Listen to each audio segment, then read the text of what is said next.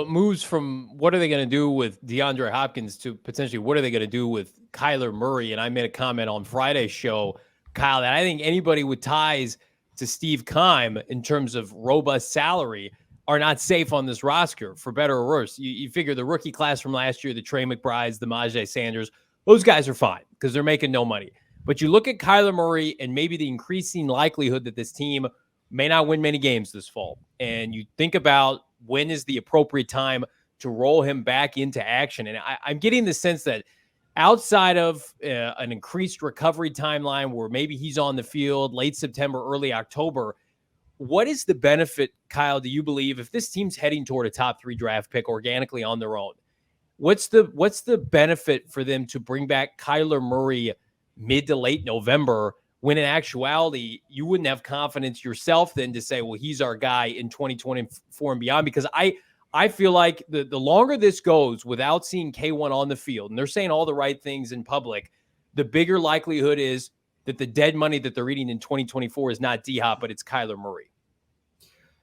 I don't think it's a great chance that happens because I feel like the stuff I've heard behind the scenes is that they're pretty excited about Kyler Murray and what he can do. And I think we need to remember that the dude's a really talented player. Like, we're not talking about a journeyman or somebody who hasn't shown it. Like, he has shown it. So I think the goal would be get him back whenever that is and see what he looks like within this offense. And if he's the guy that can make those downfield throws and was one of the best deep ball throwers in the NFL 2 years ago, if he's that guy, you're very comfortable keeping Kyler as your quarterback, trading down, putting all these draft picks around him, and building up with a quarterback who's talented. And he's on a big contract, but in a couple of years, it's going to be very middle of the pack as far as contracts. You already see all the ones that have passed him in the last year. Right.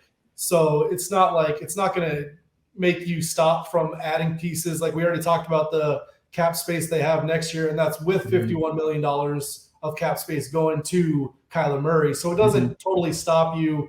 But I think you're right. Like, if he comes back, doesn't look very good, doesn't seem like a natural in the offense, if you have the number 1 pick, the Caleb Williams chatter will be there, of course. He's going to be a lot cheaper for 5 years.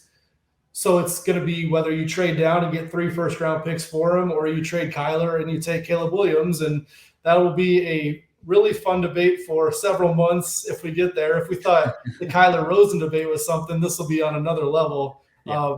But I could also see a scenario where the Cardinals start like 1-6, 1-7. Kyler comes back. We know the defense is going to be maybe the worst in the NFL. And if you go 2-6, but you're scoring 25 to 27 points a game with a Kyler Murray who's not even 100% healthy, then you feel like, hey, our offense is going to do something. Let's keep him. So I still think having Kyler in 2024 is the more realistic scenario, but I do agree that certainly if you get the number 1 pick, there's going to be a lot of conjecture, and you could take Caleb in that spot.